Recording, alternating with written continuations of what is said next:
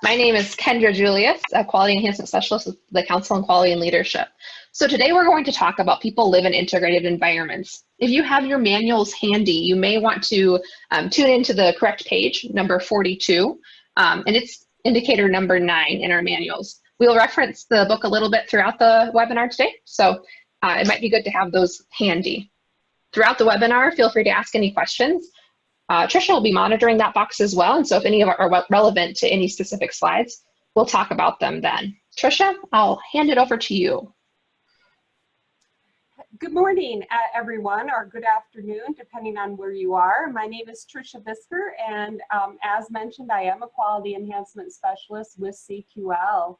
Very excited to have so many of you joining the call today.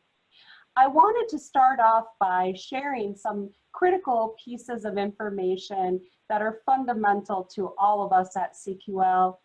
First of all, our vision. And our vision is such a wonderful vision in that it is for all people. And the vision statement, as you see here, is a world of dignity, opportunity, and community for all people. Our mission is very much geared toward future enhancements and improvements and change. CQL is dedicated to the definition, measurement, and improvement of personal quality of life. Here you will note a number of important and valuable work that is accomplished through our organization at CQL. You'll notice there in the center where it talks about organizational transformation. That is truly the core and fundamental element of all the work that we do. Many of you are quite familiar with accreditation. Of course, we offer multiple levels of accreditation through the menu of options. And some of you may have experienced anywhere from the assurances accreditation all the way to accreditation with distinction. You'll also notice there certification, consultation, research, and training.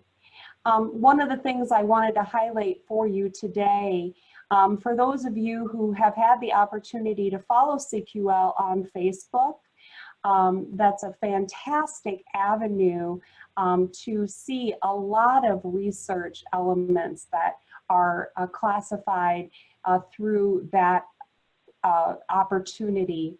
And if you haven't joined CQL's Facebook page, I'd encourage you to do that. There are regular posts pertaining to research findings. So the one thing that we all know is constant in life is change. And, you know, change can really, truly lead to positive growth, positive things for your organization, for individual people. And ultimately at CQL, we believe that change is an avenue that can inspire us all. This image, of course, of a monarch is a beautiful image of us to all embrace today. So I had mentioned some of the research that is conducted at CQL. Some of the foremost leading research in our field can be found through the vast amount of data that we have gathered over decades, reliable and valid. And data is so important.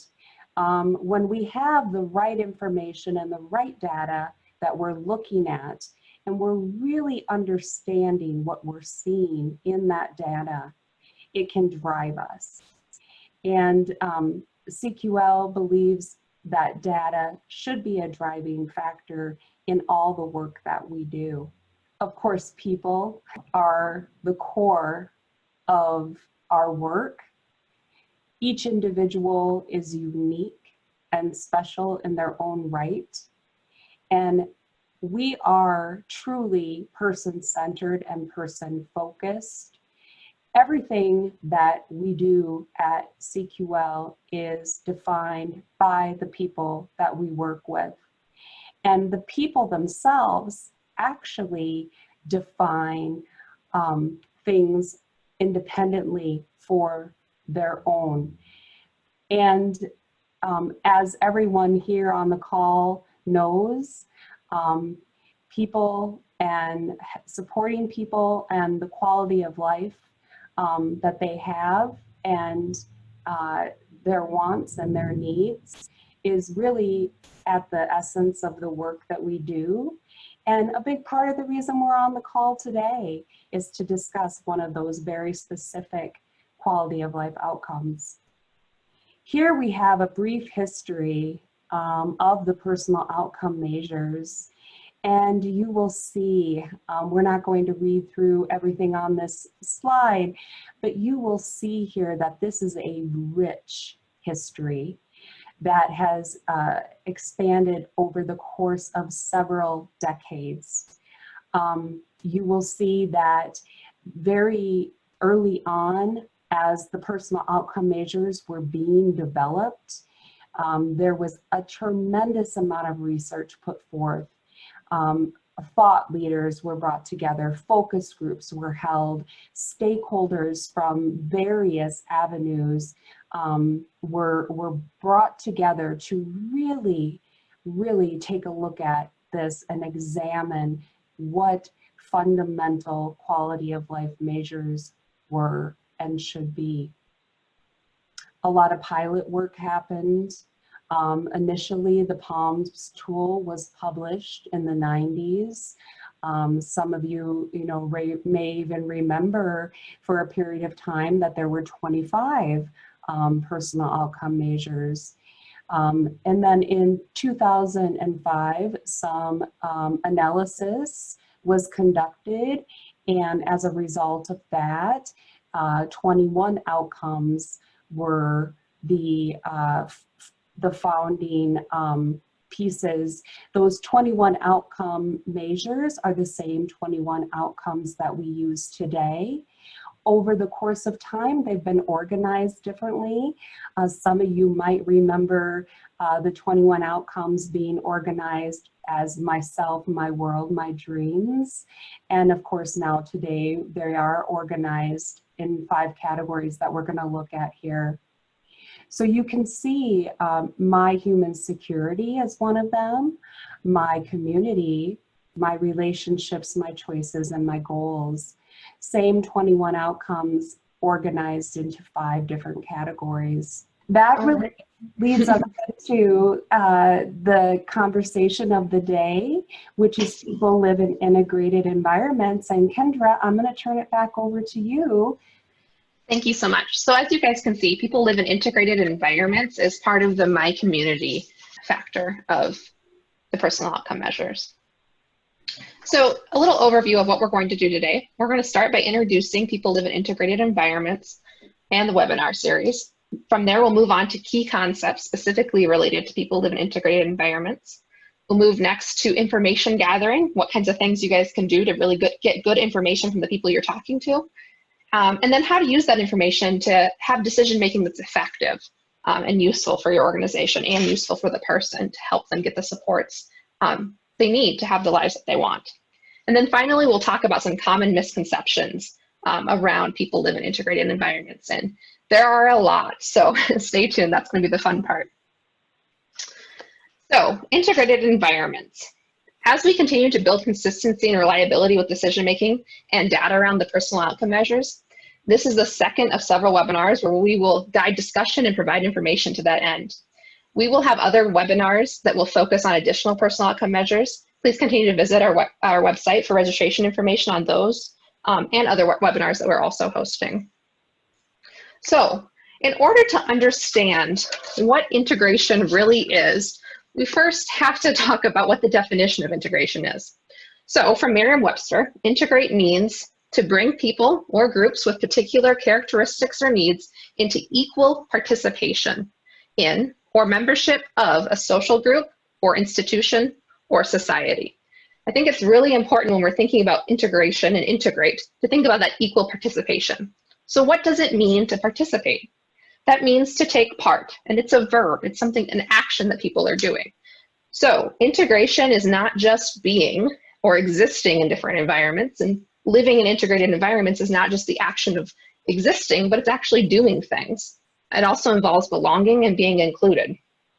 So integration provides exposure to and acceptance of a wide diversity in people, including people of different racial and ethnic backgrounds, religions, ages, nationalities, and mental and physical abilities.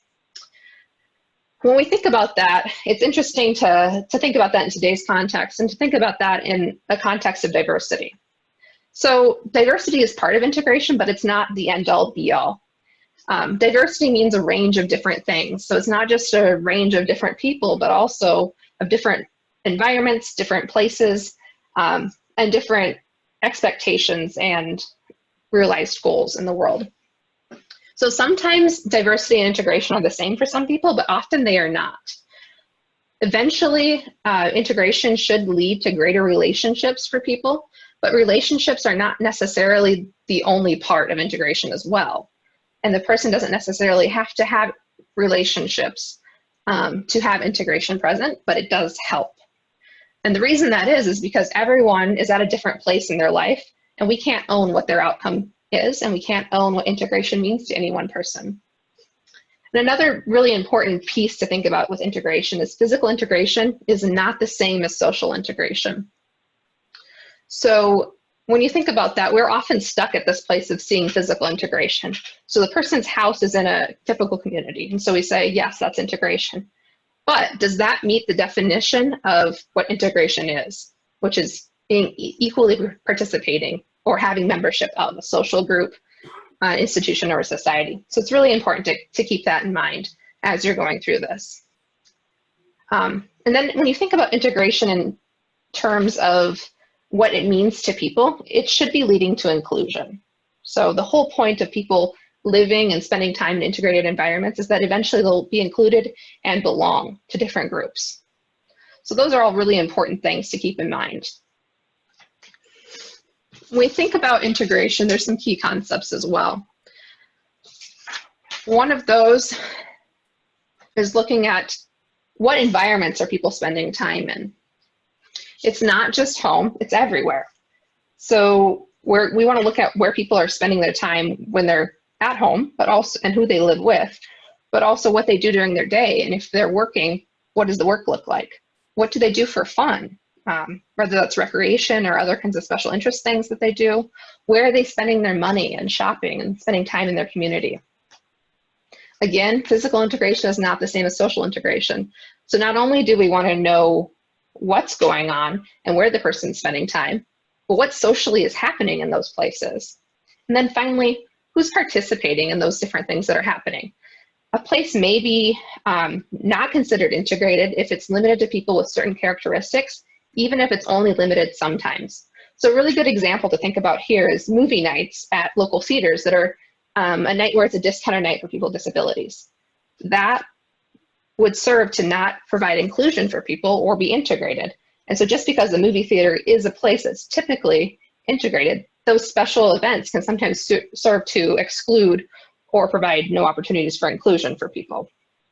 Also look at what the effects are of a large group of people receiving services are when they go out together to places. Sometimes just being surrounded by people that are very much similar to you can cause some issues with inclusion and integration, because effectively that large group of people prevents the greater population of people at those businesses and those different places and environments from interacting and including people. Tricia has a really great story to share right here of a person she supported. Yes, thank you, Kendra. So the story I would like to share today really involves taking a look at integrated environments in way of community access. Again, we're talking about all environments, and oftentimes when we discuss this particular personal outcome measure, we tend to think of residential. So the example I'm going to provide you with today is actually community access based. So there's a young man. His name is Frederick.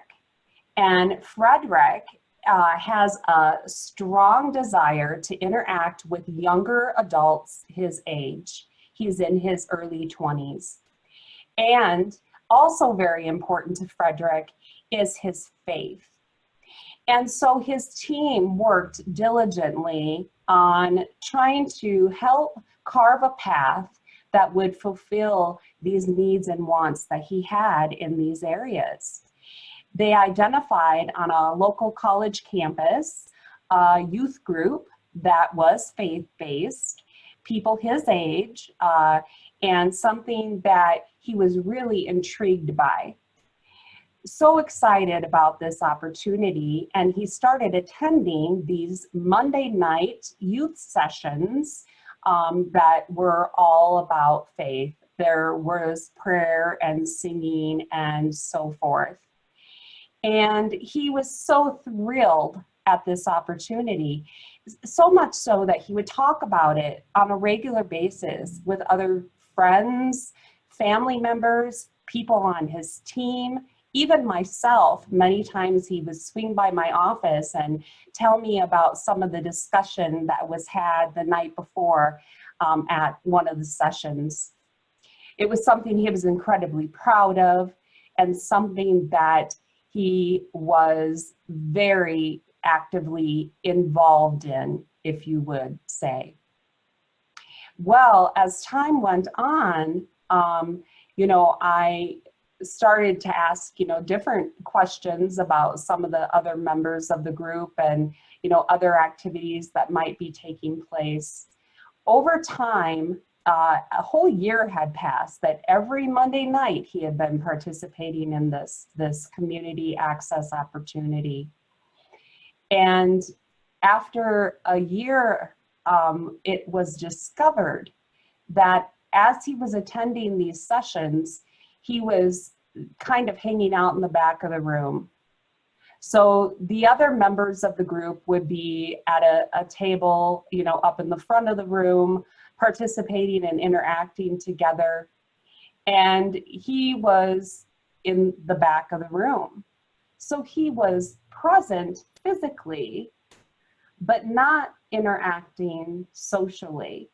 He had a desire to interact socially. And when I inquired with him further about, why, that hadn't been happening, did he not feel welcomed? Was he not invited to come sit at the table? Those sorts of things. I think initially the members of the group were very welcoming and inviting of his participation. But he himself didn't feel, the way he explained it to me was, he didn't feel like that was his place. And he didn't want to push his luck, so to speak. And he was fine staying on the peripheral because at least he got to participate. And unfortunately, due to the duration of how this had been established, it became very difficult to encourage him to do otherwise. It wasn't a lack of desire. He would have loved to have a seat at the table. He knew every participant's names. He knew things about their lives. He would have loved to have been part of that, but he just didn't feel like he should push his luck. And it was truly a prime example of how you can ask a lot of questions and you can think you know what is going on in a given situation. But when you dig a little bit deeper beneath that surface and ask even more questions, you come to learn something totally different. And so it's just a story that really encourages to never assume that an outcome is present based on surface information that you might have. A lot of times, we don't always get it right, and we do need to look a little bit deeper. I can guarantee you over the course of the year that this was going on, any outcome interview that this person would have had, the way that we ask the questions, the way that we go about this information, we probably would have marked this outcome being present, but there were those other elements that we just did not know. Frederick still attends. He still keeps his distance, but ever so gradually, he is starting to make his way toward a seat at the table. Thanks so much, Tricia. I liken that, that story of the young man's life very much to the difference between watching TV or actually being a part of a group. So I can watch all the shows I want about The Walking Dead, right? But that doesn't mean that I'm participating in that, you know, post-apocalyptic world. So when we think about that from the perspective of the people we're supporting, let's think about that. Are they watching something happen in front of them, like they're watching a TV show where they can't interject and change anything about the situation? Or are they actually a part of the conversation? And the same with all of us too, because the personal outcome measures can be applied to any person. So living in the community helps us become a part of the world around us and keeps us from feeling isolated and separate. Activity and participation increase when we are a part of the life of the community. Our lives are connected to others and to the community. We live in the context of our community and become a part of its fabric. Our choices and opportunities are more diverse and abundant. Integration provides exposure to and acceptance of a wide diversity in people, including people of different racial and ethnic backgrounds, religions, ages, nationalities, and mental and physical disabilities. For most people, home, work, educational, and leisure activities occur in diverse environments. People live and carry out routine activities in typical settings. Community integration provides people with opportunities to learn and grow and to obtain and use social capital.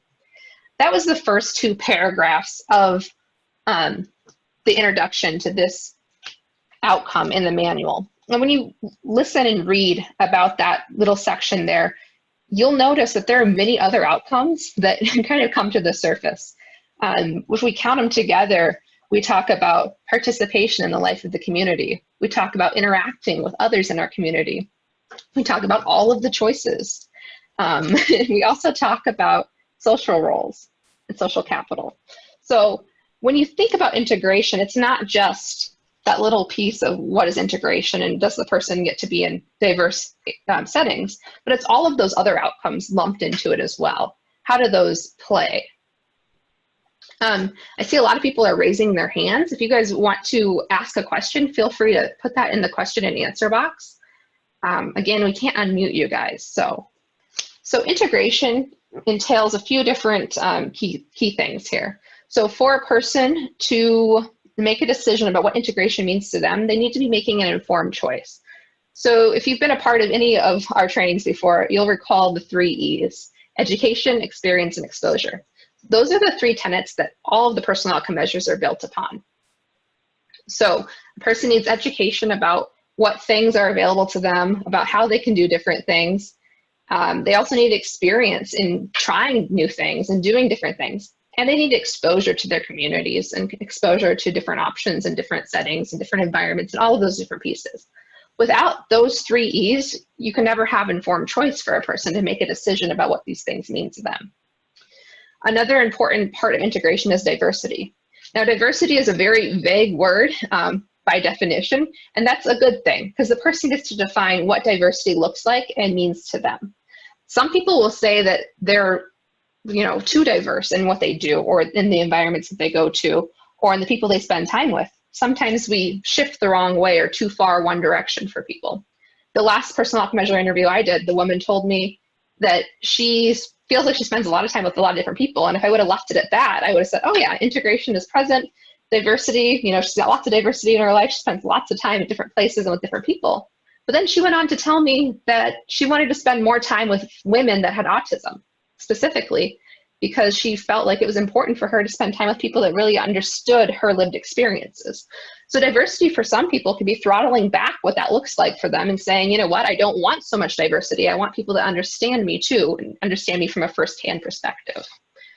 There's also the piece about relationships here, specifically social roles. So people feeling like they belong in different places, and people feeling like they have that interconnectedness with other people is really, really important for integration. When you're doing a personal outcome measures interview, there's a lot of information to gather, as we briefly mentioned already. There are questions on page 43 that you can use, but you'll find that a lot of these questions really tie in nicely to different outcomes. So people choose where and with whom they live. People choose where they work. People have social roles. People use their environments. People interact with other members of their community, and people participate in the life of their community are just a few of the ones that are really going to help inform what integration looks like for people. And it'll also help people define what integration is. One of the hardest things about this outcome, I think, is that it's hard for any of us to define what integration means. We can think about it in the terms of segregation versus integration, and yeah, that's part of it, but that really only gets to the physical settings, not quite to the belonging piece of it all. So what I recommend when you're gathering information is to first gather information about a lot of the other outcomes that play into this. So all of the people choose outcomes, all of the relationship outcomes, and the rest of the my community outcomes, because those are really going to help you make decisions about integration and also lead that conversation based on what you still need to know. Where does this conversation begin about integration then? First, after you've gathered all the information about those other areas, you really want to take some time to pause and reflect on how you can jump into this conversation next. So you want to focus on just human conversation in general and how that works, but you might want to take a cue from something that's happened either in the person's environment or something the person has said already. You know, maybe they have pictures of things that they do or pictures with other people. Maybe they talk about other people or the places that they go. Maybe they talk about church. The goal here is really to allow the person to take the lead in this conversation, and it should be saved for later in the interview, similar to what you do with respect. All of those my choices, my community, and my relationships outcomes inform this outcome, and that helps you understand what informed choice already looks like for the person and serves as the basis for what integration is going to mean. It's defined by the person, and once we know what the person chooses and whether those choices are an informed choice, it's much easier to understand the person's perspective as well. It's very difficult to understand what integration means at face value. So when you broach the subject, you want to have a good understanding of what people already expect in their lives and in those other areas, and talk about this from the person's perspective. Of course, you always want to keep those questions open-ended, and you don't want to lead the person to an answer, even based on information that you already may know. One of the things that I think is really important as well is to understand that people don't have to necessarily define what the word integration means for this outcome to be present or not present. But you do have to understand what it means to them still, if that makes any sense. And let us know in the question box if you have any questions about that. So throughout building on this information, you want to learn about people's personal passions and interests. So there's a lot of different interests that may turn into opportunities for inclusion and integration. If I really like hiking and I want to, go hiking all the time, maybe there's a group of other people that also like to go hiking, and I can then maybe join that group, and maybe I can go on group hikes with them and get to know them a little bit and start to feel really included and like I belong to something. If people have those opportunities to interact and have opportunities for engagement, then the social roles may evolve. And remember, relationships may be the outcome of true integration. So broadening the scope of the information that you're gathering helps unfold what really integration means to the person and what the person expects in their life. You also want to consider other options besides just physical integration, not just because physical integration isn't the same as social, but also considering other places where people may find that sense of belonging and be a part of a group and really feel like they're included in society or whatever the case might be. So look at what they're doing online, whether it's web-based gaming or using Facebook. All of those things may count as well. You also want to look at family involvement, civic involvement. So how are people involved in their communities, and their faith-based involvement, if there is any, like in Tricia's example. You want to learn about what people expect from their neighborhood and if they know who their neighbors are and what they know about their neighbors beyond the fact that they're the person that lives next door. You also want to find out about work and volunteerism and how that plays into people's lives, what people do for fun and recreation, and what services they use. And that's not just the generic services in the community, but also non-generic services as well, to find out if there is anything that's excluding people from being a part of their community or interacting with people or any of those other areas that play into this one a lot. We also want to explore opportunities the person has to engage in their communities and be a part of and participate in their communities. Remember, we're looking at all environments for all people, but the person's choice on what things and who matters most to them are really, really important for that all environments for all people piece. They define what is their ideal circumstances. You also want to talk about who the person spends time with, who they want to spend time with, and why they want to spend time with those people, because that will give you clues about what their person's definition of integration is, even if they can't tell you what that definition is. You want to find existing links and potentially desired roles, because again, social roles are going to play a lot into this.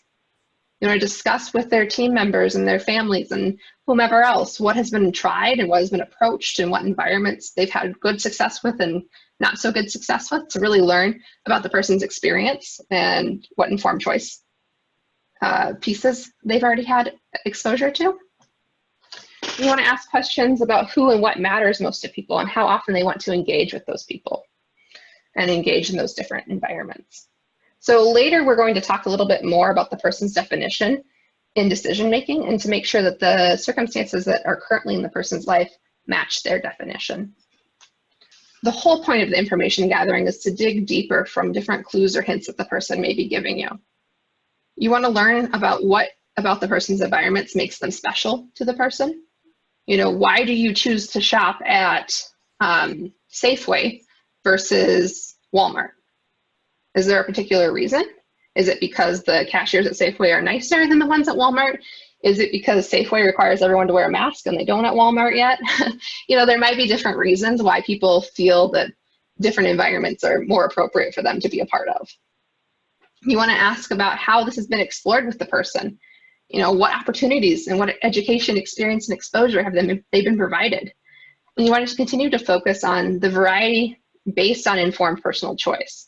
So for some people, they will have tried every single grocery store in their town, for example, and then decided, you know what, this is the one grocery store that I don't want to go to and the rest are fine.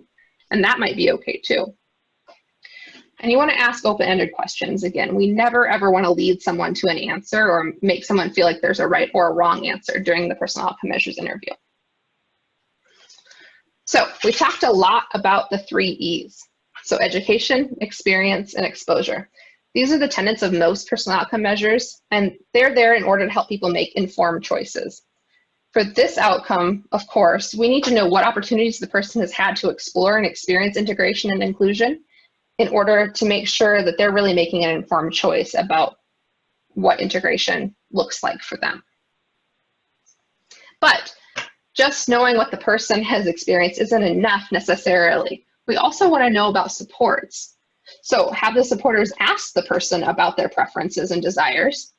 And then from what they've learned from asking, have they acted on it if they can? Because again, it's not always something that people can act on. But if you can act on it, has the supports been advocating with whoever does have the power to change it to make things change?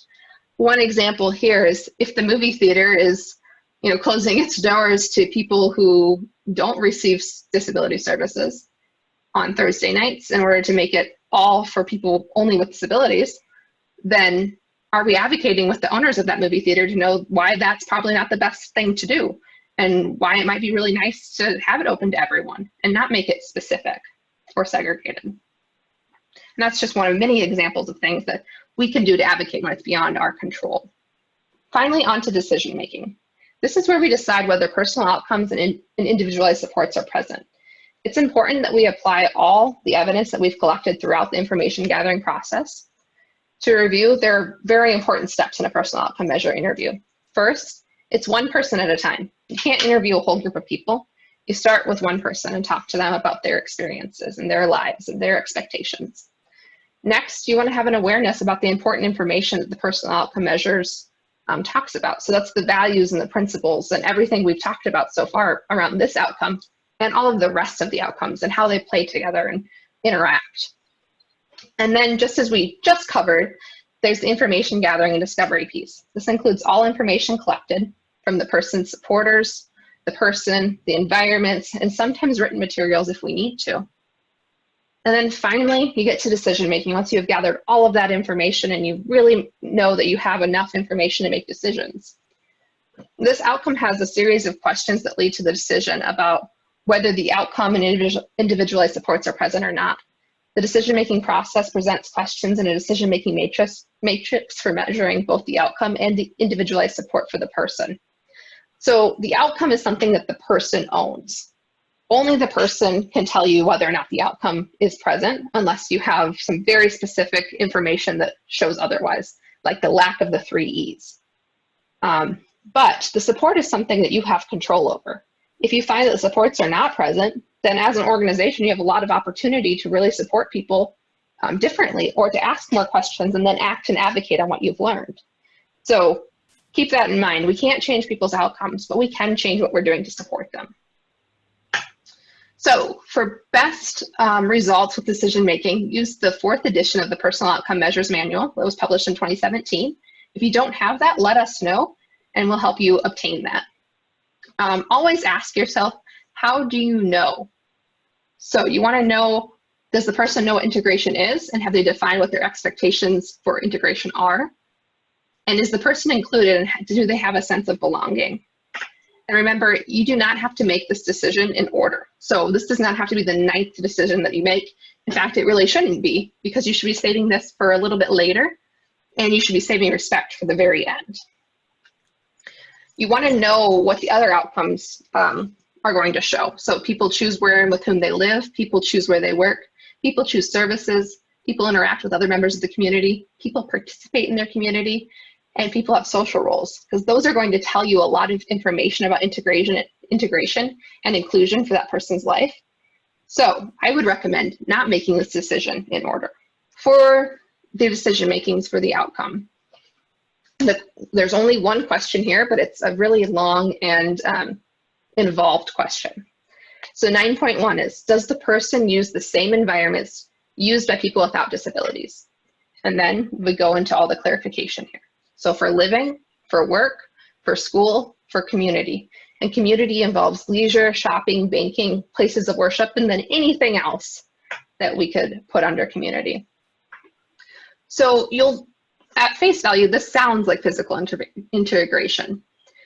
But when you look at the actual question, it says, does the person use? So that's indicating an action that the person's actually participating in, being a part of those different environments, not just existing there. So that's really important to remember. So if you get through all of that and you've really thought about, is the person really using the same environments and actually using them, not just existing there? And you get an answer that's yes for that, then you'd say the outcome is present. However, if the answer to that is no, then you have to ask yourself about informed personal choice.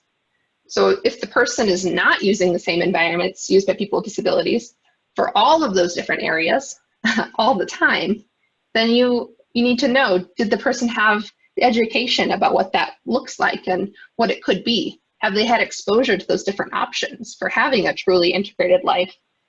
And do they have the experience to make those choices as well?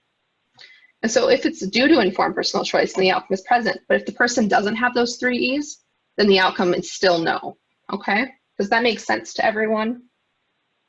And for the individualized supports, for this area, we're really looking at, what do supporters know about the person and the person's definition? And what are we doing to promote opportunities for the person? So the first question, does the organization know what integration means to the person? So it's not that the person has to have a solid definition, but we have to know what integration means to the person. And that might be based on everything the person tells us or shows us about what's important to them. Whether it's, what services they choose, where they want to work, where they want to live, how they interact with their neighbors, all kinds of different pieces may really play into this. But there's a caveat that sometimes we don't know everything because it's just difficult to learn these things, especially when someone's new to our services, or someone just is still exploring those different options. So then we want to know, are efforts being made to learn about the person's preferences? So are we making real effort? Remember, that's active, not passive.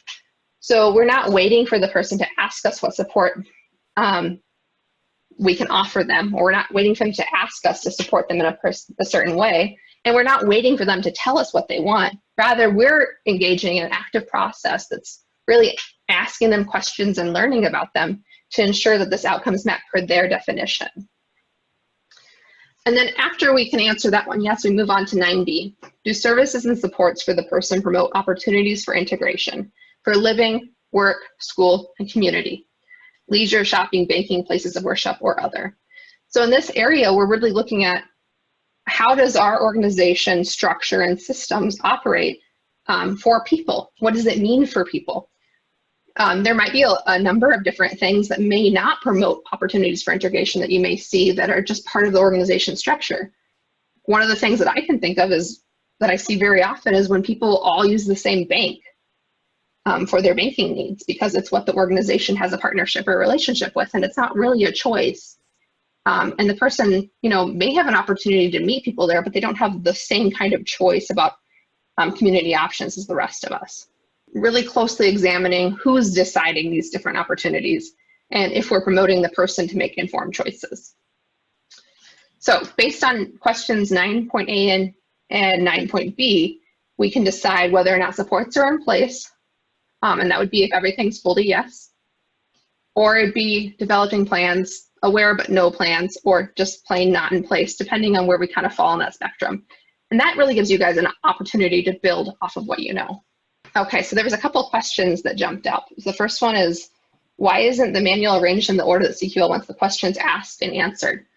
So the reason that we have the manual arranged the way that it is because it's kind of based on the analysis that we did in 2017 at looking at the different outcomes and how they interact with each other.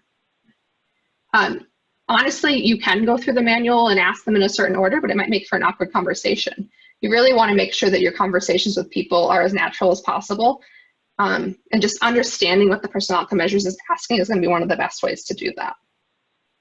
So for this area, you really want to apply the 3 E's to this outcome to ensure that informed personal choice is taking place for people. In order to assess individualized supports, the person's interests must be known. So you need to learn about all those other things that matter to people first. And then supporting and learning additional skills is really important as well. So you want to know what kinds of skills do people need to really feel like they're integrated and that they belong. For some people, that might be learning how to assert themselves and add themselves to conversations that are happening, like the gentleman we learned about earlier. He might need some support to learn how to stand up for himself or learn how to become part of a conversation without becoming disowned by the group. And also supporting the person to feel comfortable in doing those things once they've learned those skills. And sometimes active efforts to support involve not waiting for the person to ask most of the time. It involves not waiting for the person to ask, but rather asking the person first.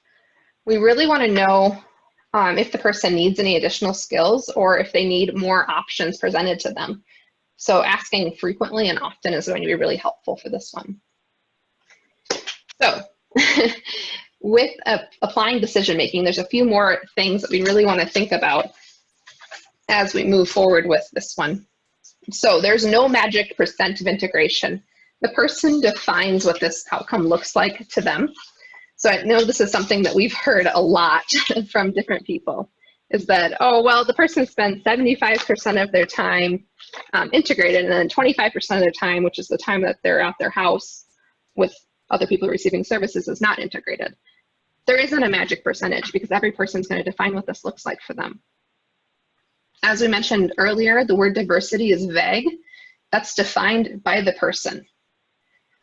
Informed personal choice is really important here. Some people can choose to live in environments and spend time in environments that aren't the most integrated because that's their choice, but it has to be an informed personal choice based on experience, education, and exposure.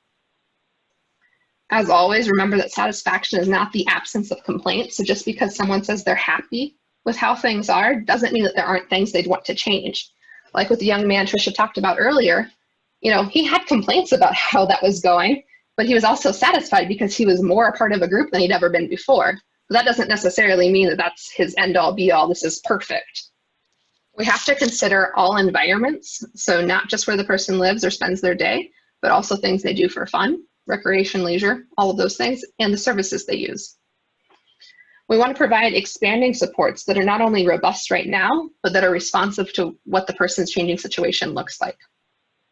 And then, I've said this again and again, physical integration does not mean the same as social integration.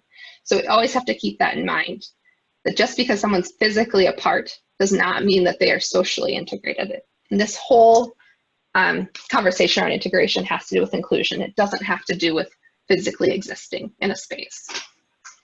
Tricia, I'm going to turn it over to you for another example. Great, and Kendra, I think you've done a fantastic job taking us through the information gathering questions as well as the decision-making questions. So thank you so much for that. So the next story that I have to tell is about a man today that I'm going to be calling Benson. So Benson is an elderly gentleman of retirement age in relatively good health. And he lives in a semi-assisted living apartment building. So in this apartment building are many people of his age, also mostly retired, and may be in need of some minimal support, and mostly that socialization factor and how important that is for people as they begin to age. And so, it seems like on the surface, he checks all the boxes for lives in integrated environments in terms of his residential life. It looks like all the boxes are checked. He has his own apartment. He, doesn't share a bedroom or anything like that. Everything you could possibly think to look at here, it seems to be present. Upon more discovery, and again, really being able to ask a lot of those right questions, as Kendra had mentioned, and dig a little deeper. What had actually been occurring in this particular setting, he lived with people of a generation that still, till that day, would refer to him as the kid. So he was the kid in the building, the kid with the disability, even though he was their age and had very similar interests as they did. So they really were segregating him in that way. Come to find out, this semi-assisted living environment actually had a community room, and in the community room they would have different parties for birthdays and things like that. This particular gentleman, Benson, really was rarely ever invited to those events. They had a 60s dining opportunity once a day, and instead of him being invited to join the participants in the dining area in the community room, they would leave his tray for him to take back to his apartment. Upon one period of time, there in this community room was a little bit of exercise equipment, not any, I think a treadmill and maybe a exercise bike. And Benson, he liked to go down and use the exercise bike. The doctor encouraged exercise, and all his support team encouraged exercise, and he thought this would be a really good way to get some activity in a few times a week. after doing this for a short period of time, a very old and not so great functioning exercise bike appeared outside his apartment door with a note that he could go ahead and keep this and have this and use it in his apartment, and then he wouldn't have the need to come down to the community room. At that point, you know, people on his team got involved, really started to advocate for him and really determine if this was truly the right residential fit. A very good example of how on the surface and physically he was integrated. You know, physically he was residing in an integrated environment, but socially, definitely not. And if anything, there were some discrimination type elements happening there. I'm happy to report that it took a little bit of work and a little bit of time, but Benson was able to move to a nursing home in his local community. And surprisingly, in this environment, you know, the people there, all the people there needed a lot of support. You know, all the people there, you know, some people needed a lot more support than Benson did. And I think people had reached, for the most part, a stage in their life where, you know, they didn't care about, you know, the kids with the disabilities, and they didn't see the differences that way. And he was welcomed there, and he would periodically do social things with people in the building. There was a small group of men that would, you know, after breakfast, sit and have coffee in one of the sunrooms, and he was part of that. And, you know, it's unfortunate that it took that long of his life to get to a place where he really truly was living residentially in an integrated environment, both physically and socially. But he was able to experience that. He has since passed on, but I must tell you that I think that those last couple of years were some of the happiest years of his life. But again, it's a story to say that, you know, something can really appear to be integrated, check all the boxes. And when we look just a little bit further, we see that we're not actually accurate in our findings. And so again, a highlighted example of the physical and the social piece of this very important outcome. Thanks so much, Tricia. And I think that also highlights how sometimes things can appear not to be integrated with the nursing home, for example. Right.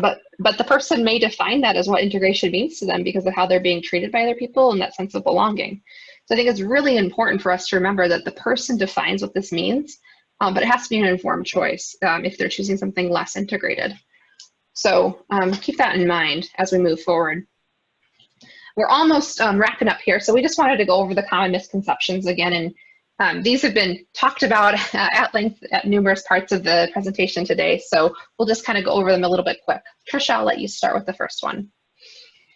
Yes, so this was touched on already, but you know, we have to remember that we're not talking about some magical percentage of integration. It's not as though we sit down and we look at, you know, integration in residential and the community and so on and so forth, and we determine, oh, it looks like it's about 65%, so it's a yes. That's not how this works. It's defined by the person, and it needs to be comprehensively complete. So there is no percentage of integration.